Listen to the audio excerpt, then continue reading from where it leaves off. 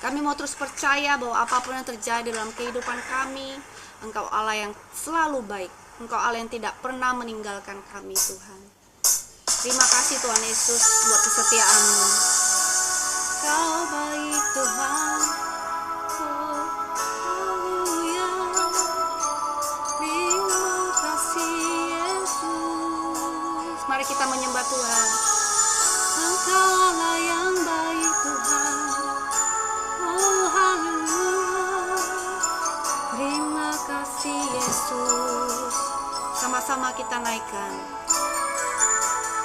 Apapun yang terjadi,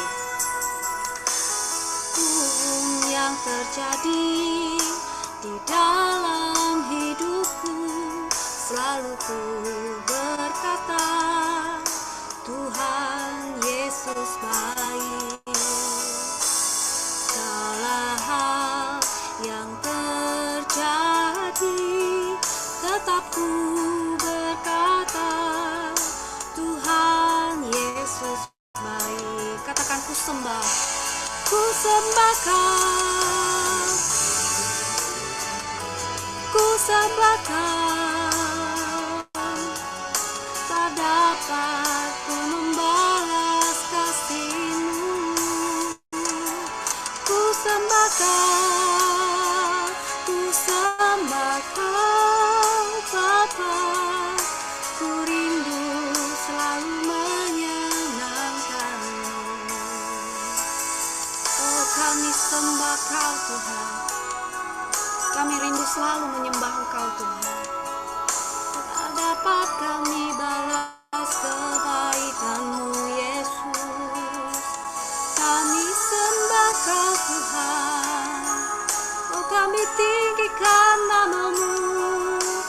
Terima kasih Yesus. Mari kita naikkan dalam bahasa Mandarin. Terima kasih. 在人生的路程中，无论遭遇何时，我心坚定地说，耶稣你真美善。这里的患难挣扎，我仍然全心地说，耶稣你真美善。我敬拜你，我敬拜你，哦，我敬拜你。这一生无法报答你的爱，我敬拜你，我敬拜你，天父，每时刻见不到你心喜悦。我敬拜你，我敬拜你，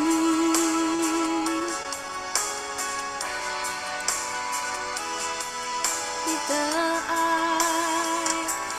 我敬拜你，我敬拜你，天父，每时刻见不到你心喜悦。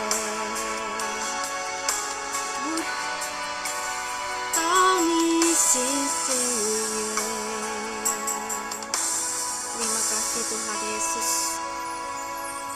Terima kasih Yesus. Begitu besar kasih Engkau bagi kami ya Tuhan. Karena itu kami tidak berhenti mengucap syukur. Kami terus menyembah Engkau ya Bapa. Terima kasih Tuhan Yesus. Kami mau selalu ingat kebaikan-Mu Tuhan. Oh, haleluya. Katakan betapa besar. Besar kasih-Mu Allahku, sehingga Kau berikan Yesus padaku, supaya aku jangan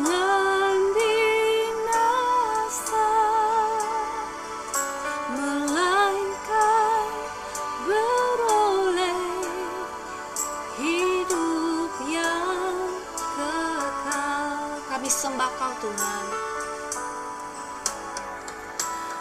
Ku sembah Kau, ku sembah Kau, Engkau yang layak untuk ku sembah.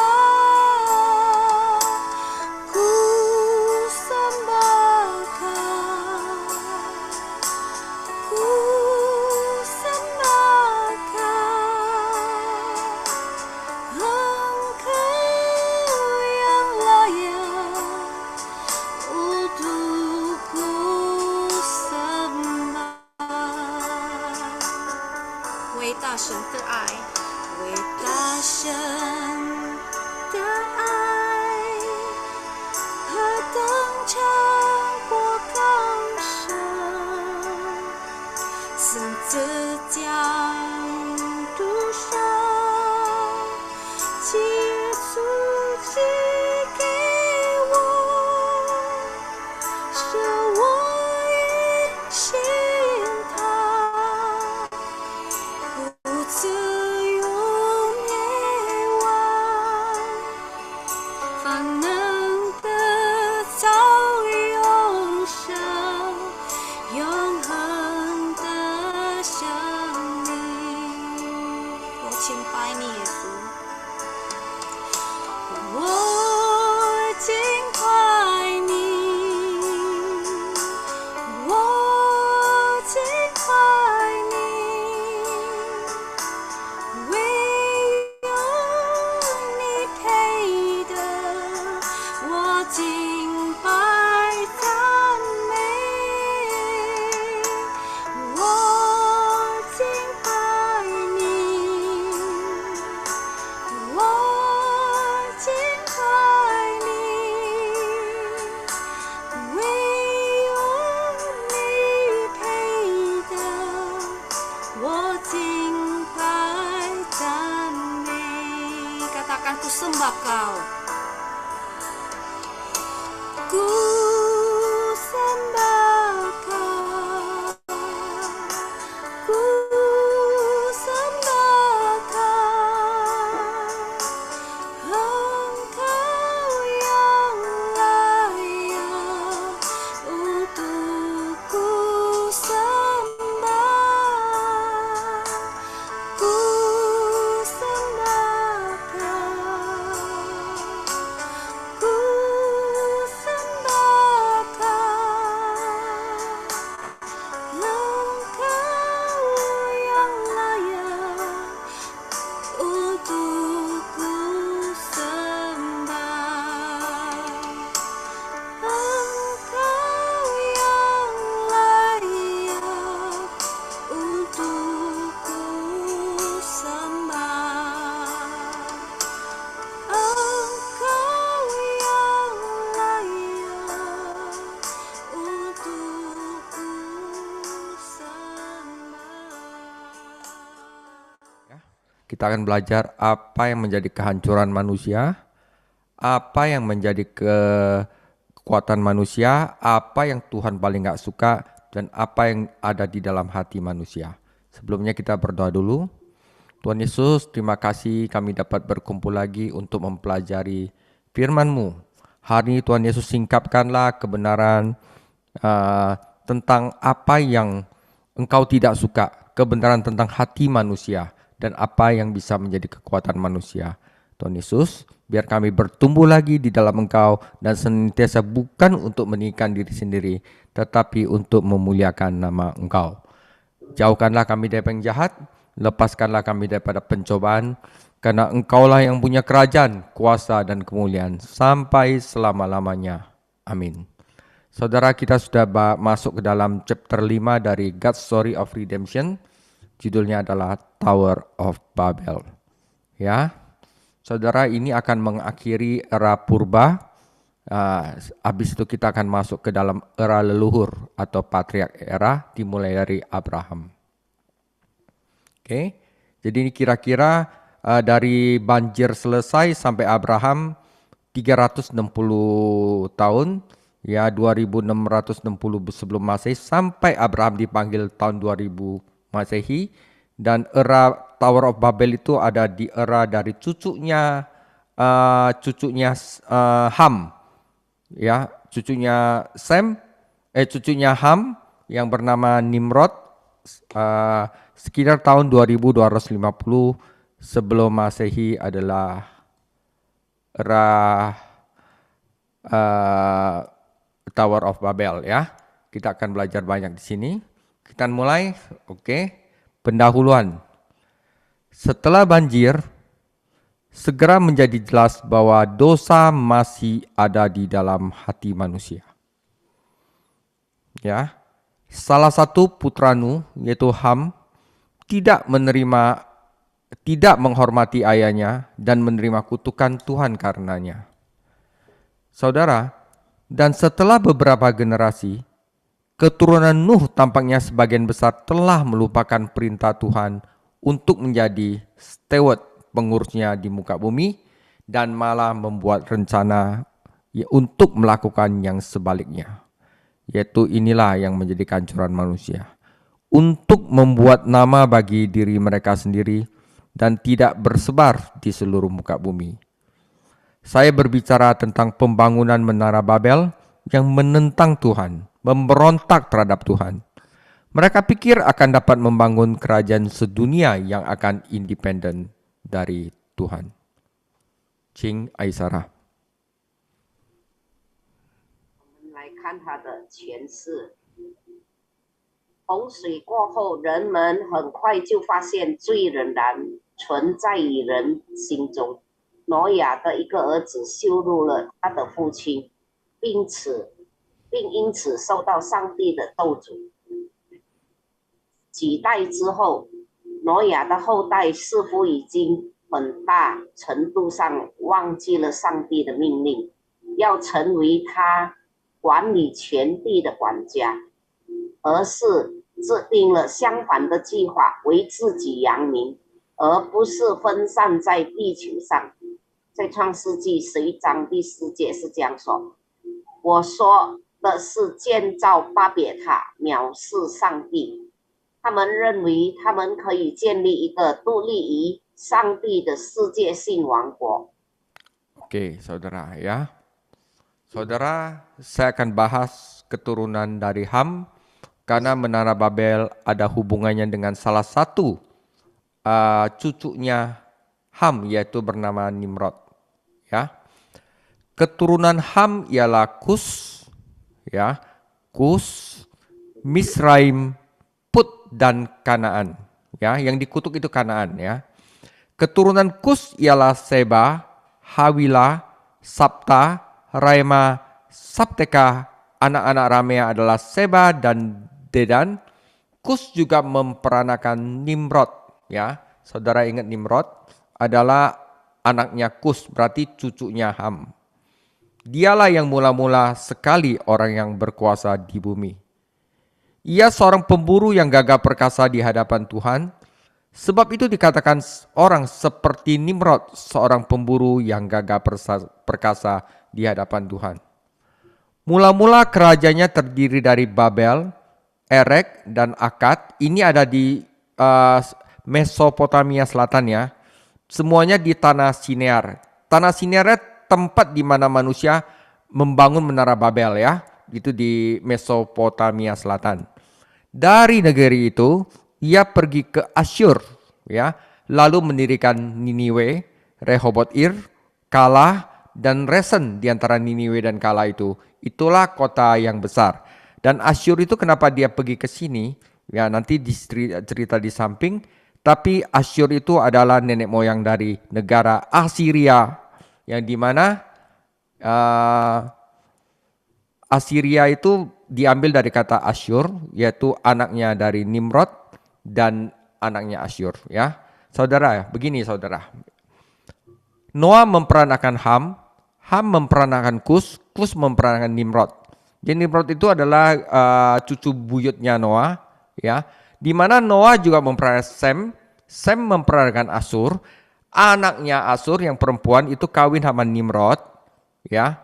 dan memperanakan yang namanya Asyur. Nimrod itu ada di Mesopotamia Selatan waktu itu, tetapi karena dia seorang pemburu yang hebat, pembangun yang hebat, dia nikah sama anaknya, cucunya Sem. Jadi istilahnya ini kayak perkawinan sepupu gitu ya. Dan dia juga membangun Assyria, di mana kotanya adalah Niniwe. Nah, itu setelah diporak-porandakannya Menara Babel yang ada di selatan Mesopotamia di tempat yang namanya Babel. Oke, saudara. 我们来看神的话，《创世纪》第10章6到12节。含的儿子是古士、麦西布、迦南；古士的儿子是西巴、哈菲拉、萨富他、拉玛、萨富提加。拉玛的儿子是示巴、底但。古士又生宁禄，他为世上英雄之首。他在耶和华面前是个英勇的烈妇，所以术语说，像宁禄在耶和华面前是个英勇的烈妇。他国的起头是巴别、以利、雅加、加尼，都在示拿地。他从拿地出来往亚述去，建造尼尼微、利和伯、加拉和尼尼微、加拉中间的利先。这就是拿大城。Oke, saudara.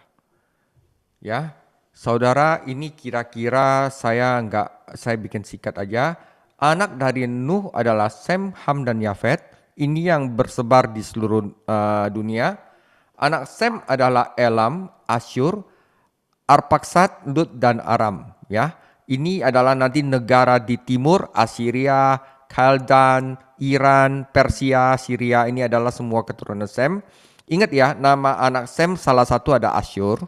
Asyur memperanakan satu anak perempuan, di mana anak perempuannya itu akan menikah dengan Nimrod. Ya, Ham memperanakan Kus. Ya, Kus itu adalah di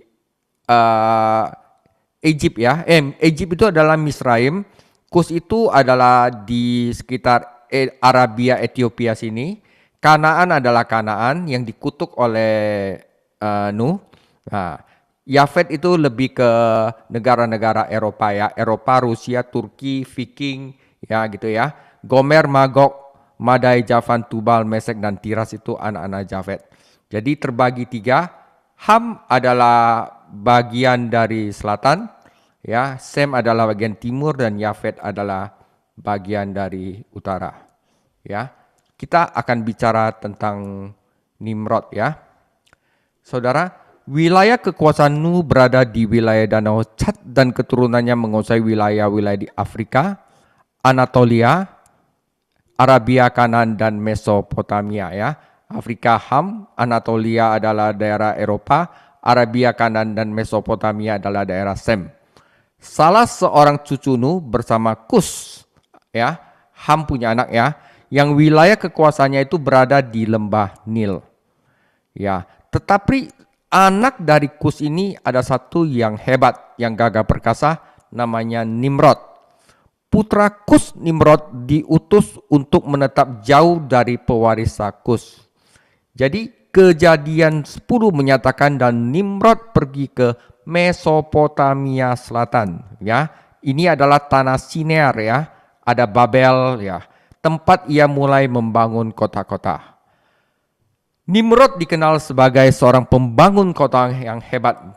Ia mulai proyek pembangunan di Sinar di Mesopotamia Selatan. Ya, hal ini dijelaskan dalam Kejadian 10 ayat 10.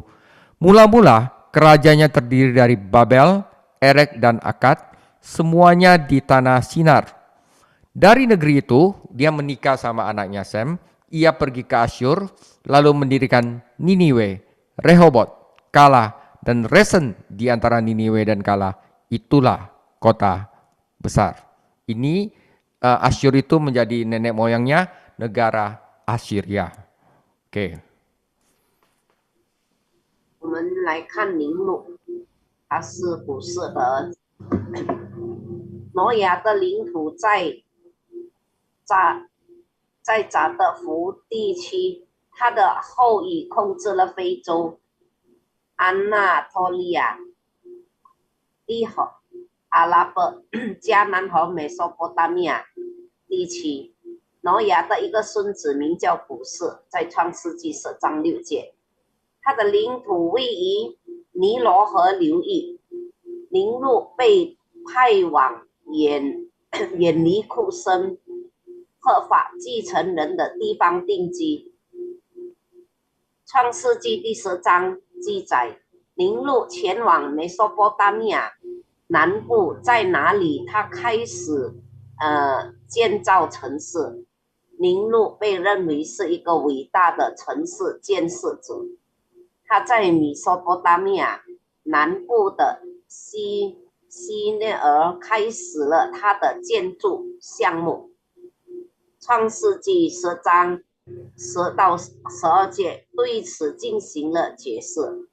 他国的起头是巴别、以利、亚甲、贾尼，都在示拿地。他从哪地出来往亚述去，建造尼尼微、利和伯、加拉和尼尼微、利和伯中间的历险，这就是哪大城。Oke. Saudara, Nimrod dan putri dari Asyur, anak Sem. Rupanya pernikahannya dengan seorang putri Asyur, anak Sem, memberinya wewenang untuk melaksanakan proyek pembangunan monumental di Mesopotamia Utara. Ya, hal ini dijelaskan dalam Kejadian 10 ayat 11 sampai 12. Dari negeri itu ia pergi ke Asyur dan membangun Niniwe, Rehoboth Ir, Kala dan Resen. Di antara Niniwe dan Kala itulah kota besar. Nimrod adalah cucu Ham, dan saudara-saudaranya di Mesopotamia yaitu Asyur adalah putra Sem. Sem dan Ham adalah saudara laki-laki. Ini berarti bahwa Nimrod menikahi seorang sepupu. Ya, kata anaknya Nimrod yang namanya Asyur juga berasal dari kakeknya yang bernama Asyur. Jadi kata Asyur berasal dari anak Sem yang bernama Asyur. Dengan menikahi putri Asyur, Nimrod memperluas otoritasnya sebagai pembangun kota-kota besar. Istri Nimrod adalah seorang Ibrani, ya, karena dari keturunan Sem. Tetapi konteks budayanya adalah Sumeria. Ia menamai putra sulung mereka adalah Asyur seperti nama ayahnya. Hak prerogatif pemberian nama pengantin sepupu ini merupakan ciri khas pola perkawinan di era purba, yaitu tahun 4000 sampai tahun 2000 sebelum Masehi. 宁禄与亚述的女儿，显然他与亚述公子阿那克谢姆的婚姻，赋予了他在米索波大米亚北部开展纪念性建筑项目的权利。创世纪10章11到12节对此进行了解释。他从哪地前往亚述，建造了尼尼微、利和伯、卡拉，以及尼尼微和卡拉之间的利申，那是大城市。宁禄是含的孙子，他在米索波大米亚古亚述的兄弟是闪的儿子。创世纪第10章22节以及历代之上1章17节，闪和含是兄弟。创世纪第10章记载，这意味着宁禄娶了一个表妹亚述，一词来自闪的儿子亚述，通过与亚述公主结婚。宁禄扩大了他作为大城市建设者的权威。宁禄的妻子是希伯来人，但文化背景是苏美尔人。他以父亲的名字给他们的长子命名为亚述。这种堂兄弟命名的特权是原始时代，在公元前4000到2000年婚姻模式的一个特征。Oke, saudara, ya. Saudara, lihat baik-baik. Ini yang ada tanda biru ini adalah daerah Mesopotamia Selatan. Sinar, Ya, di mana Babel ada di sini. Ya, lihat ya, saudara, ini yang biru juga di yang kecil. Babel ada di sini. Ya, setelah peristiwa Tower of Babel, dia menikah sama Asyur, daerahnya Sem. Ya, dia dari Mesopotamia Selatan, dia pergi ke Mesopotamia Utara, menikahi Asyur, anaknya Sem, dan mendirikan Niniwe dan Kalah. Ya, jadi ini Mesopotamia Selatan, ini Mesopotamia Utara. Lihat ya, daerah biru hijau itu adalah daerah Sem, ke timur ya, ke timur Persia ya. Kalau misalnya daerah Yafet itu adalah daerah yang ke atas Eropa, dan daerah Ham itu adalah daerah yang selatan. Di tengah-tengah ada mereka adalah tanah perjanjian, tapi waktu saat itu adalah tanahnya anaknya Ham yang bernama Kanaan. Ya, yang dikutuk oleh Nuh sendiri, dan akhirnya tanah Kanaan itu yang diambil oleh keturunan Sem, yaitu keturunan Abraham. Begitu ceritanya ya saudara. Oke, nah ini peta, nanti lihat sendiri saudara ya. Ya, tapi perabatan dimulai Nimrod itu di daerah Mesopotamia ini. Nah saudara, kita akan masuk ke dalam menara Babel dan apa artinya itu. Kejadian 11 ayat 1 sampai 9. Adapun seluruh bumi, satu bahasanya dan satu logatnya. Maka berangkatlah mereka ke sebelah timur dan menjumpai tanah datar di tanah Sinear, Mesopotamia Selatan, tempat di mana ada Babel. Lalu menetaplah mereka di sana. Mereka berkata seorang kepada yang lain, marilah kita membuat batu bata dan membakarnya baik-baik. Dulu belum ada batu bata saudara ya. Lalu bata itu dipakai mereka sebagai batu dan tergala-gala sebagai tanah liat. Juga kata mereka, marilah kita dirikan bagi kita sebuah kota dengan sebuah menara yang puncaknya sampai ke langit, dan marilah kita cari nama, supaya kita jangan terserak ke seluruh bumi. Lalu turunlah Tuhan untuk melihat kota dan menara yang didirikan oleh anak-anak manusia itu. Lalu ia berfirman, mereka ini satu bangsa dengan satu bahasa untuk semuanya. Ini barulah permulaan usaha mereka. Mulai dari sekarang, apapun juga yang mereka rencanakan, tidak ada yang tidak dapat terlaksana. Baiklah kita turun dan mengacau balaukan di sana bahasa mereka, sehingga mereka tidak mengerti lagi bahasa masing-masing.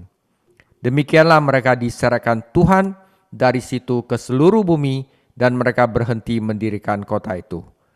Itulah sebabnya sampai sekarang nama kota itu disebut Babel. Karena disitulah dikacau balaukan Tuhan bahasa seluruh bumi, dan dari situlah mereka diserahkan Tuhan ke seluruh bumi. 我们来看创世纪11章1到9节。那时天下人的口音言语都是一样，他们往东边迁移的时候，在示拿地遇见一片平原，就住在那里，分彼此商量说：“来吧，我们要做砖，把砖烧透了，他们就拿砖当石头，又拿石器当灰泥。他们说：来吧，我们要建造一座城和一座塔，塔顶空天，不要传扬我们的名，免得我们分散在全地上。耶和华降临，要看看世人所建造的城和塔。耶和华说：看哪，他们成为一样的人民，都是一样的言语。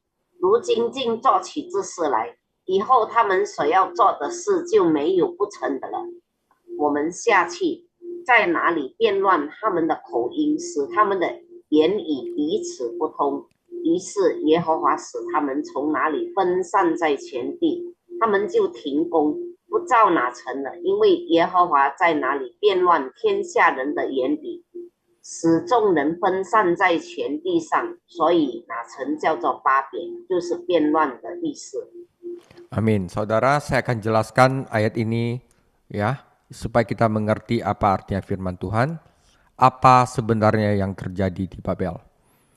Saudara, Babel adalah tempat-tempat orang mencoba menggunakan organisasi dan teknologi untuk mengangkat diri mereka ke tingkat Tuhan. Orang-orang menemukan dataran yang tampaknya seperti tempat yang baik untuk menetap, tetapi ada masalah. Daerah itu tidak memiliki bahan bangunan alami, yaitu seperti batu. Bagaimana mereka bisa membangun di tempat tanpa batu? Nah, mereka menemukan cara untuk membuat batu mereka sendiri. Mereka berkata satu sama lain, marilah kita membuat batu bata dan membakarnya sampai tuntas. Itu artinya apa? Kemajuan teknologi. Ya, mereka menggunakan batu bata sebagai pengganti batu dan tar sebagai adukan. Itu adalah pencapaian teknologi yang luar biasa, saudara, pada zaman itu. Mengubah lumpur menjadi batu bata memang tidak serumit seperti sekarang ada rekayasa genetika, teknologi AI, teknologi komputer. Tetapi saudara, semangat inovasi yang sama itu ada di sana. Orang-orang menemukan cara untuk membentuk kembali bahan mentah dengan cara yang kreatif. Itulah dasar dari semua teknologi. Saudara, teknologi itu bukannya tidak bagus. Teknologi itu bagus. Itu berakar pada kecerdasan yang diberikan Tuhan dan keinginan yang diberikan Tuhan untuk mengelola dunia di sekitar kita. Teknologi itu sendiri tidaklah buruk. Teknologi dapat digunakan dengan sikap yang buruk dan untuk tujuan yang buruk. Ya, itulah yang terjadi di Babel. Teknologi pembuatan batu bata sendiri itu bukanlah kejahatan. Tetapi yang jahat adalah orang-orang menggunakan teknologi pembuatan batu bata mereka sebagai cara untuk menjadi Tuhan, untuk bermain Tuhan. Ya, saudara.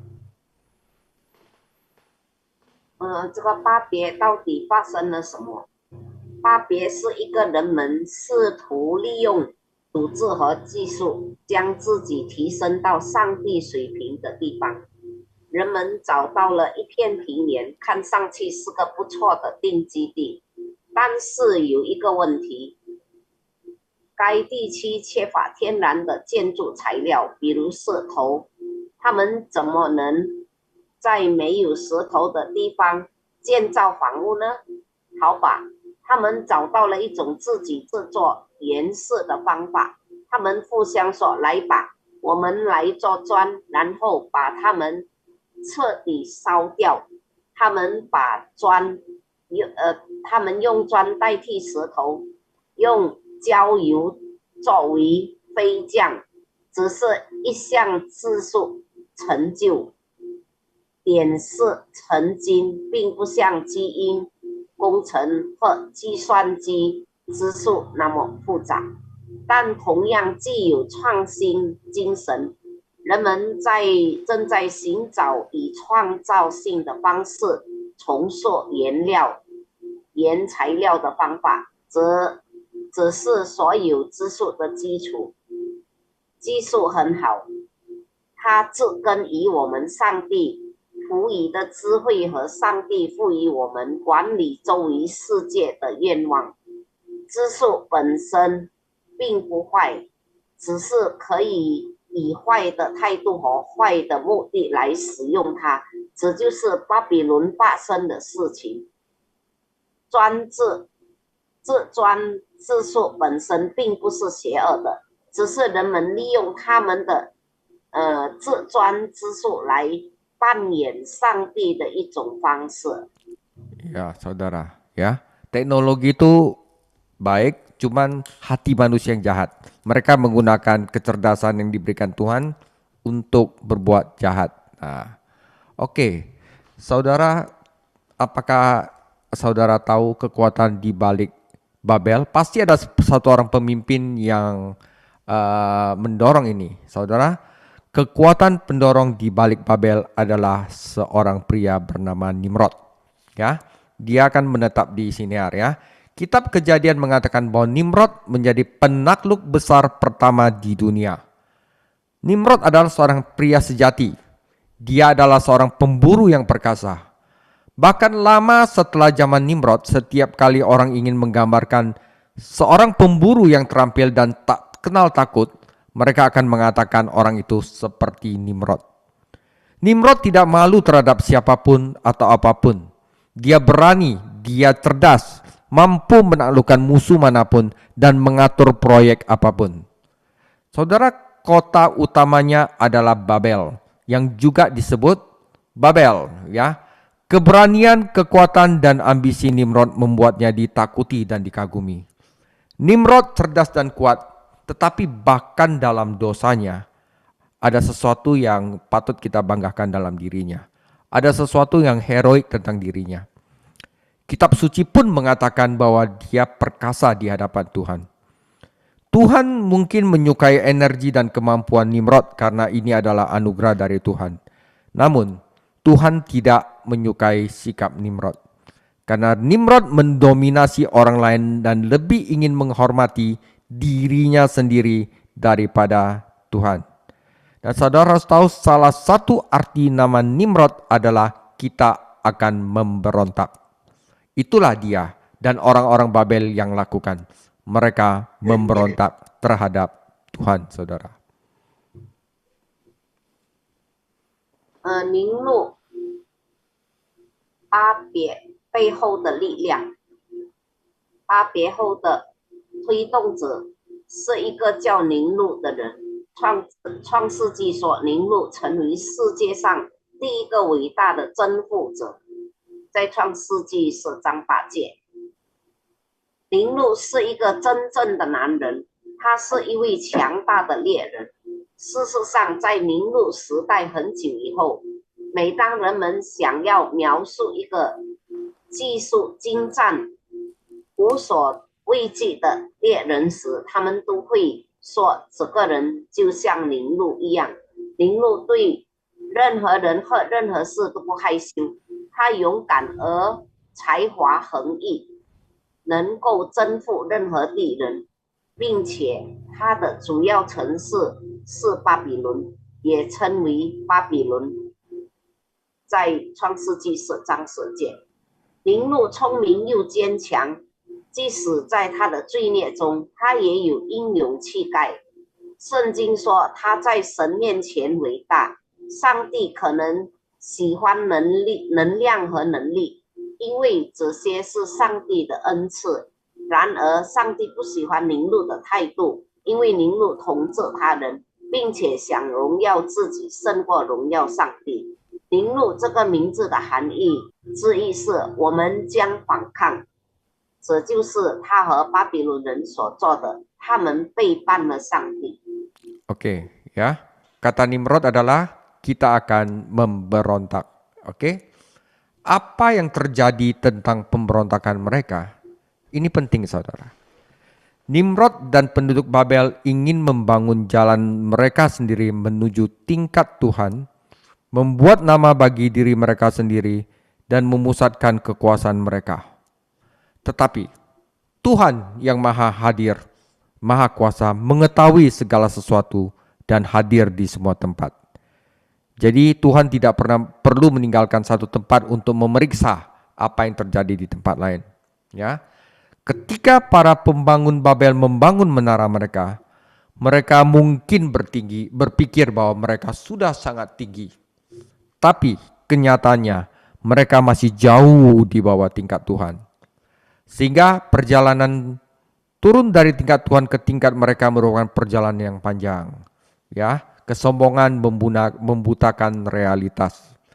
Menara Babel mungkin telah membuat para pembangunnya terkesan, tetapi mereka dan menara mereka kecil di mata Tuhan.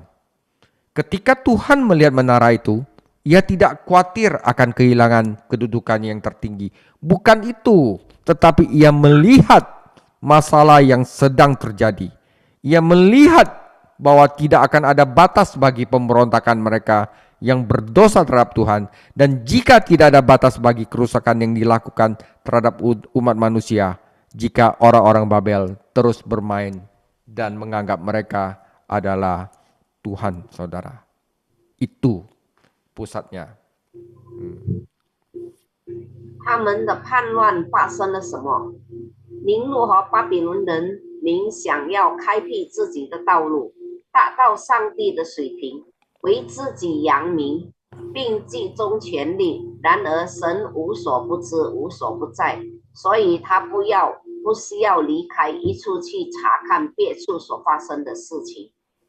当巴别塔的建造者建造他们的塔时，他们可能认为自己已经很高了，但他们仍然远远低于上帝的水平。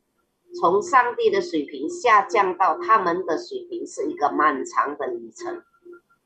巴别塔可能给他的建造者留下了深刻的印象，但他们和他们的塔在上帝眼中仍然很小。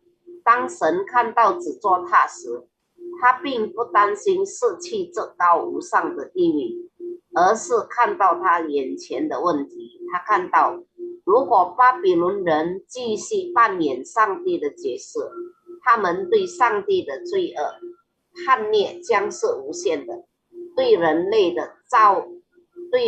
造成的伤害将是无限的。Oke, saudara. Saudara, di sini juga kita belajar bahwa bagaimana bisa membuat suatu kekuatan manusia. Saudara, kekuatan manusia adalah unity. Karena kita mendapat karunia yang berbeda-beda Tuhan. Kalau kita unity, itu kuat sekali manusia. Nah, di sini kita kasih tahu ya. Organisasi yaitu satu umat dan informasi satu bahasa adalah kunci kekuatan manusia. Tuhan tahu bahwa untuk membatasi kekuatan manusia, ia hanya perlu mengacaukan informasi mereka dan menghancurkan organisasi mereka. Oleh karena itu, demikianlah Tuhan mencerai-beraikan mereka dari situ ke seluruh bumi dan mereka berhenti membangun kota itu. Itulah sebabnya kota itu disebut Babel. Karena di sanalah dikacaukan Tuhan seluruh bahasa seluruh dunia, dan dari sanalah mereka diserakkan Tuhan ke seluruh bumi. Di Babel, Tuhan menggagalkan tujuan manusia yang sombong. Tetapi, saudara, Alkitab memperingatkan kita bahwa Babel adalah masalah yang terus-menerus berulang sepanjang sejarah sampai hari ini.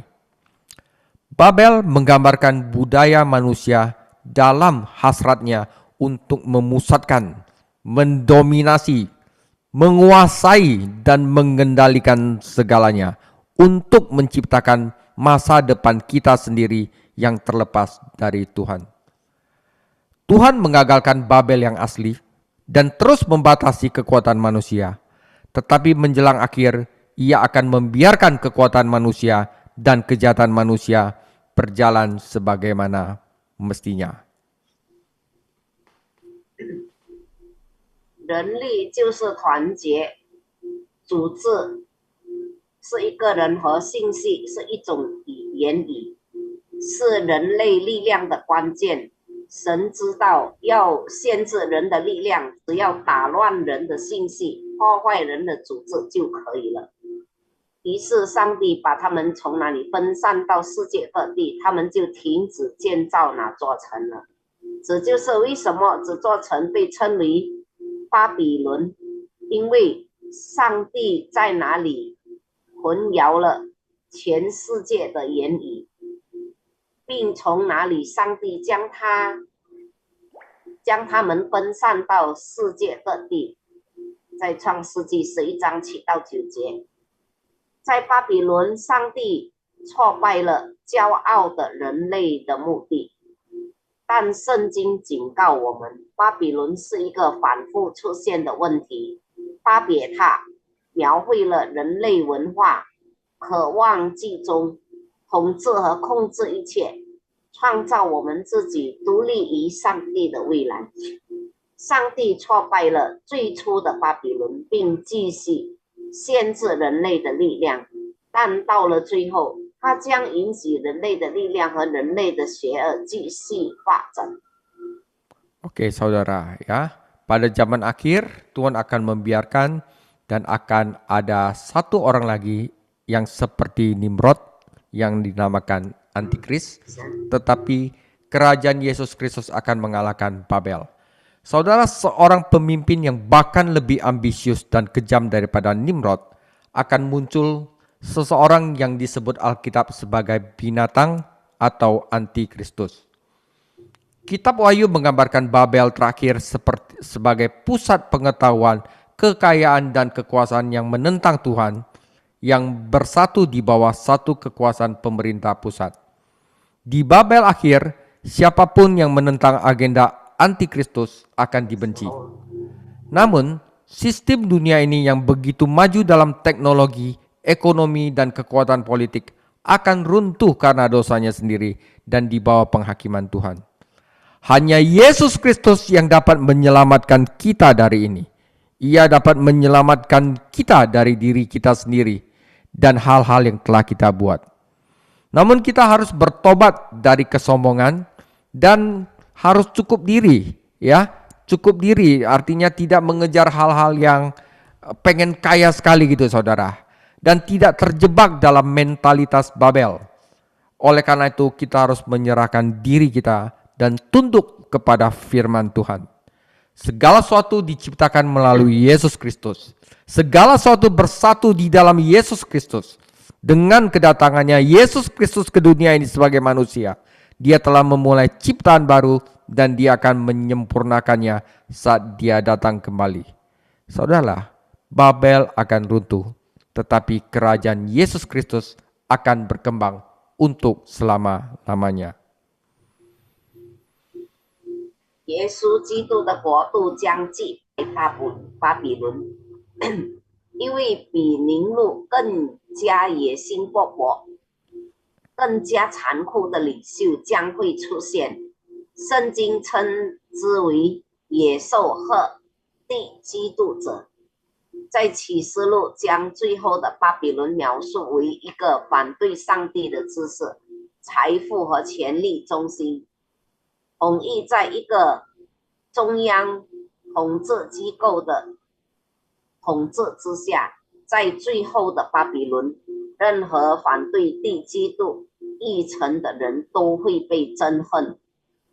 然而，这个知识、经济和政治力量如此先进的世界体系，将因其自身的罪恶而在上帝的审判下崩溃。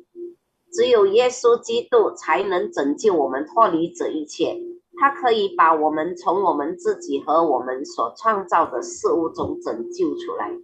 然而我们必须悔改，我们的骄傲和自满不要陷入巴比伦的心态，我们必须将自己降服于神的话语。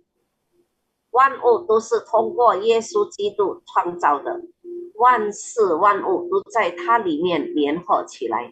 他以人的身份来到这个世界，开始了新的创造。当他再来时，他将完善它。巴比伦将会倾倒，但耶稣基督的国度将永远繁荣。 Amin, saudara. Sebagai penutup, faktanya manusia itu gagal total kehancuran manusia, ya. Faktanya kejadian 11 sangat mirip dengan kejadian 3. Di Taman Eden, Adam dan Hawa telah mencoba membangun realitas mereka sendiri tanpa Tuhan. Mereka memberontak. Di dunia pasca banjir, masyarakat mendirikan sebuah menara dan budaya juga untuk menyatakan kemerdekaan umat manusia. Tetapi itu tidak bekerja lebih baik di sini daripada di Adam dan Hawa. Allah terus menghalangi usaha mereka sedemikian rupa sehingga mereka menyerah karena frustasi dan terpaksa menaati perintah ilahi untuk bersebar ke seluruh dunia untuk memenuhi bumi. Saudara, kisah ini itu penting bahwa fungsinya sebagai mengingat kita terus-menerus bahwa kita hidup tidak pernah tentang kita membangun kerajaan sendiri. Kita diciptakan untuk memuliakan Tuhan dan Tuhan Yesus saja, tetapi dengan berpartisipasi dalam kerajaan kekal Allah. Saudara, jelas ya, ini adalah salah satu pesan dari Menara Babel. Kita kalau bangun kerajaan sendiri akan diruntuhkan Tuhan. Tetapi marilah kita berpartisipasi sama-sama untuk membangun kerajaan kekal Allah.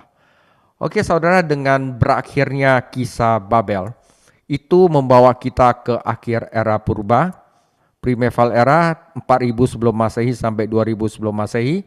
Allah menang pada akhirnya. Namun tampaknya pemulihan Allah atas dunia yang rusak karena dosa agak terhenti. Karena itu, namun Allah baru saja memulai seperti yang akan kita lihat dalam era berikutnya dari pengajaran ini. Kita akan masuk ke era leluhur, yaitu patriark era. 我们来看这个的解说。事实上，创世纪11章与创世纪3章非常相似。在伊甸园里，亚当和夏娃试图在没有上帝的情况下建立自己的现世，但在伊甸园里，亚当和夏娃试图在没有上帝的情况下建立了自己的现世。在洪水后的世界，社会建立了一座塔和文化，也宣告了人类的独立，但它在这里并不比在亚当和夏娃身上更有效。上帝挫败了他们的努力，以至于他们沮丧的放弃了，被迫服从神圣的命令，充满地面。这个故事不断提醒我们，生命从来不是建立自己的国度，而是参与上帝永恒的国度。这把我们带到了太古时代的末期，上帝最终获胜。然而，神对被罪破坏的世界的恢复似乎有些停滞了。但上帝才刚刚开始，正如我们将在这个教导的下一个时代看到的那样，助长时代。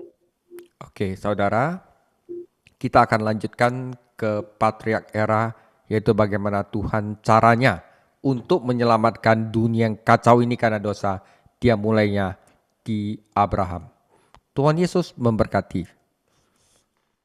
Bapa di surga, mengucap syukur buat malam hari ini atas kasih dan anugerah-Mu bagi kami semuanya ya Tuhan, di mana Kau malam hari ini telah mengajarkan kami agar setiap kami tidak menjadi pribadi-pribadi yang sombong, yang angkuh, yang congkak, yang ingin menyamai manusia, menyamai Tuhan, bahkan untuk mencari kemuliaannya sendiri. Tapi kami percaya Engkau Tuhan Yesus yang mengajarkan kami untuk kami menjadi orang yang rendah hati, untuk kami menjadi orang yang sabar, untuk kami menjadi orang-orang yang tahu akan terima kasih kepada Tuhan, dan hanya Yesus yang patut kami muliakan di setiap kehidupan kami. Hanya Engkau Tuhan yang menjadi junjungan kami, hanya Engkau Yesus yang menjadi juru selamat kami, sehingga kami terus senantiasa pujian, syukur, penghormatan bagi nama-Mu Tuhan. Ampuni jika setiap kami memiliki rasa kesombongan di dalam hati dan pikiran kami ingin menyamai Tuhan, kami ingin mencari kehormatan bagi diri sendiri. Tuhan, ampuni setiap kami. Mohon ampun Tuhan. Terus serahkan setiap kami melalui setiap kebenaran firman-Mu untuk mengingatkan kami agar kami adalah umat ciptaan-Mu, di mana kami hanya ada karena Tuhan. Terima kasih buat hari ini, pengajaran yang Tuhan berikan bagi kami melalui hamba-Mu, Pastor David Chang, yang mengajarkan kami.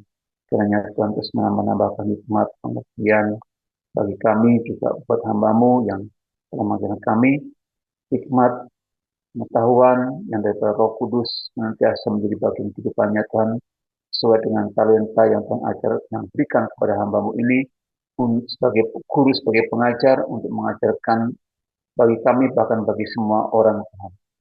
Terima kasih buat malam hari ini Tuhan, kami bersyukur, kami sadar akan keberadaan kami sebagai manusia, dan kami sadar kami membutuhkan Tuhan.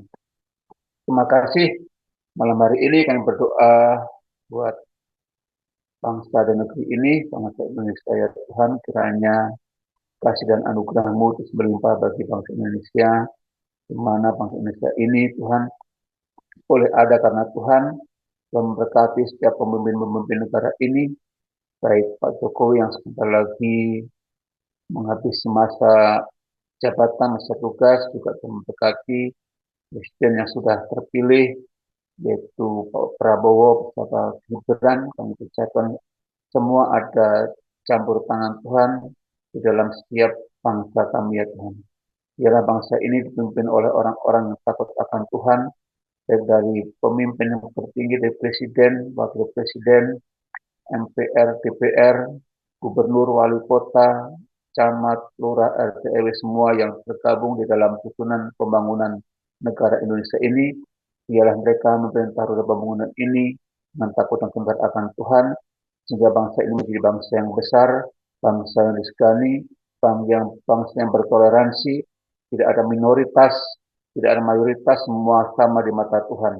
Di dalam nama Tuhan Yesus juga Engkau memakai setiap aparatur negara, TNI, Polri, semua pertahanan-pertahanan yang ada. Tuhan memakai mereka semuanya untuk menjaga stabilitas bangsa dan negeri ini ya Tuhan. Di dalam nama Tuhan Yesus, kita hikmat juga buat setiap TNI Polri untuk mencegah adanya teroris-teroris, adanya provokator-provokator yang ada sebagai untuk memecah belah bangsa dan negeri ini. Tapi kiranya Tuhan, Engkau melalui malaikat-Mu untuk menjaga bangsa dan negeri ini. Ya, bangsa ini bangsa yang memiliki potensi yang luar biasa untuk mencerdaskan bangsa dan negeri ini. Di dalam nama Tuhan Yesus, kami serahkan semuanya dalam tangan kuasa-Mu bangsa kami ini Tuhan, dan percaya bangsa ini membutuhkan Yesus, bangsa kami membutuhkan Tuhan. Terima kasih, kami juga berdoa buat pemimpin-pemimpin rohani kami Tuhan, dari GPI Tanah Abang, dari Pak Min, semuanya, sahabat jajarannya, kiranya Tuhan memberkati hamba-Mu dalam pengembalaannya, dan kasih setia-Mu Tuhan melimpah dalam kehidupannya, pengurapan daripada Tuhan mengalir di bagiannya. Berkati hamba-Mu Pak Min dalam pelayanan, dalam rumah tangganya semuanya. Di dalam nama Tuhan Yesus, bahkan seluruh jajaran yang ada dari wakil serta kepala gembala-gembala kul, kiranya Tuhan memberkati, memberikan hikmat kepada setiap gembala-gembala kul untuk boleh memajukan setiap kul-kul yang ada, sehingga kerajaan surga diperluas melalui kul-kul yang ada melalui GPI Tanah Abang ini. Terima kasih juga buat seluruh anggota Blessing of Glory ini, kiranya Tuhan memberkati dengan kesehatan, dengan kekuatan, hikmat, pengertian takut akan Tuhan menjadi bagian kami semuanya. Terlebih lagi kita berdoa buat Cik Mega dalam masa-masa pemulihan malam hari ini Tuhan. Biarlah terus Tuhan sembuhkan, pulihkan dari hari ke hari, dipulihkan terus hingga boleh mengalami pemulihan sempurna seperti dia kala. Mereka bisa merasakan bagaimana campur tangan Tuhan dalam kehidupannya. Dalam nama Tuhan Yesus, kami yang saat ini juga berikan kesehatan, kekuatan, hikmat, pengertian, pengenalan akan Tuhan ditambah-tambahkan di depan kami, sehingga kami bisa melihat kebesaran-kebesaran Tuhan yang Tuhan kerjakan di dalam kehidupan kami. Kami merasakan campur tangan Tuhan di setiap kehidupan kami, karena kami tahu bahwa Tuhan tidak pernah meninggalkan kami. Rancangan-rancangan-Mu sempurna atas setiap kami semuanya Tuhan, yaitu rancangan damai sejahtera bukan rancangan kecelakaan. Oleh sebab itu, biarlah mata hati kami terus tertuju kepada Engkau dengan segala apa yang sudah Tuhan berbuat di dalam kehidupan kami. Di dalam nama Tuhan Yesus, kiranya teman-teman kami yang belum sempat bergabung bersama-sama kami, Tuhan berkati mereka dalam setiap aktivitas, kegiatan apapun yang sedang mereka perbuat. Sehingga Tuhan berkati kami semuanya dalam setiap aktivitas kami, berkati apa yang saat ini menjadi pekerjaan-pekerjaan kami, apa yang menjadi rutinitas kami Tuhan, biarlah semua kami kerjakan untuk kemuliaan nama Tuhan. Terima kasih kami bersyukur buat malam hari ini, biar kiranya kami memperoleh berkat yang daripada Tuhan. Di dalam nama Tuhan Yesus, kami mau menerima berkat daripada Engkau. Mari sama-sama fokus pada Tuhan Yesus. Semoga Allah damai sejahtera menguduskan kamu seluruhnya, dan semoga roh, jiwa, dan tubuh kamu terpelihara sempurna, tak bercacat pada kedatangan Tuhan Yesus kedua kali, dan kasih karunia Tuhan Yesus selalu menyertai kita semua. Amin. Amin.